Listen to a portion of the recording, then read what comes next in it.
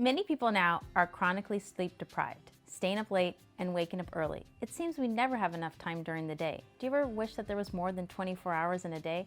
I know I sure do. Hi, I'm Dr. Shala Salem, and today I'm going to share my top sleep tips to support better fertility. Sleep has to be a priority for us. We have to make sure that it's the top priority, just as we take care of our nutrition, our exercise, and so many other things that support better health. It seems that sleep is sometimes not even paid attention to. It's almost a badge of honor that we slept only 5 hours or 6 hours a night. But there are serious health consequences that can come from skipping or skimping on sleep. Be sure to stay to the end, and I'll share with you some other tips to help support your fertility journey. Sleep is of critical importance in health, and sleep deprivation leads to higher rates of heart disease, cancer, obesity, and diabetes. So why is sleep important for fertility? Research has shown that sleep of short duration or poor sleep quality can adversely affect our hormones. Sleep deprivation can lead to menstrual irregularities and ultimately impair your ovulation. Women who work night shifts have been found more commonly to have irregular cycles, painful periods, and ultimately increased time to pregnancy. There's also been studies that show erratic sleep patterns. Women were found to have higher miscarriage rates than in women who slept 7 to 8 hours a night. So we can see just how important just a few extra hours of sleep can be.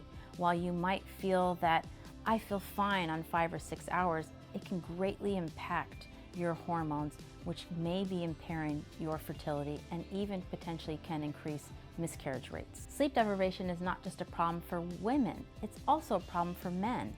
And the research has shown that in men, we have seen men who are sleep deprived showing reduced testosterone levels, lower sex drive, lower sperm counts, and even abnormally shaped sperm. When we have disrupted sleep patterns, it can also lead to impaired blood sugar control. And those things can be particularly problematic, especially for women with PCOS or polycystic ovarian syndrome, as blood sugar control is such an important part of them having regular ovulation as well as responding to treatment. It's best to aim for about 7 to 8 hours of quality interrupted sleep. So that means that you're not waking up many times during the night. If that's an issue for you, then you may want to make sure that you're looking at, do you drink lots of liquids before bed and you're waking up to use the restroom? Are there noises in your room that are keeping you up at night? Are there lights in your room? Make sure you have dark curtains to keep the room dark. Keep the room set at a temperature recommended usually about 68, 65 degrees to keep it cool enough that the temperature is not going to be waking you up. You have a partner that snores. You may want to use earplugs to help you have that solid sleep. You want to have a plan that's going to help you have a routine and prepare your body for when you expect to sleep and when you expect to wake up.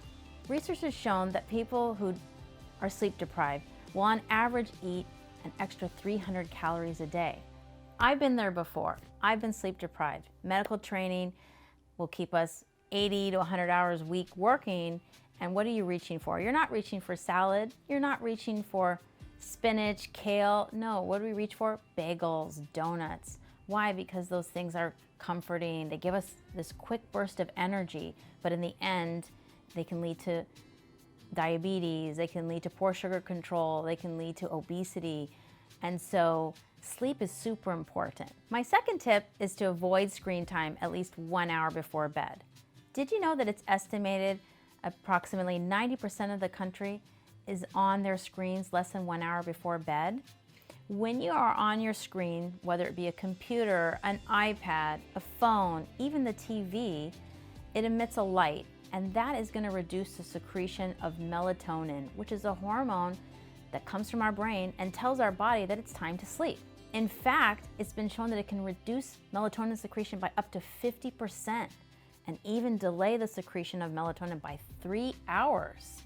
No wonder we're having trouble sleeping after we're on our screens.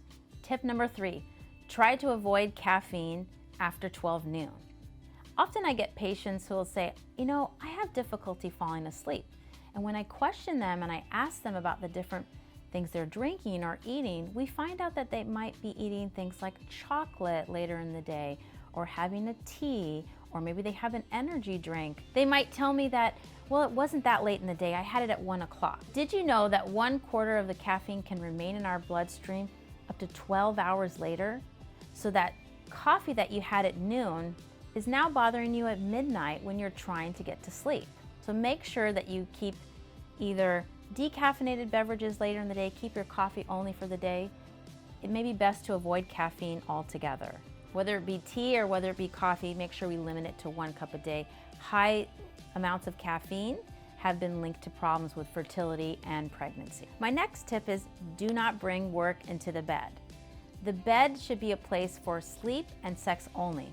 When you bring your work into bed, whether that be writing or grading papers, or you're on your computer, you're in a meeting, any of those things that you're associating with your bed is going to make your mind make it less associated with sleeping, because you've made this place into a workspace. Although your bed might be really comfortable and you like to sit there and do your work, especially now that we're quarantined, more people are working from home, but try to have a separate workspace from your bed.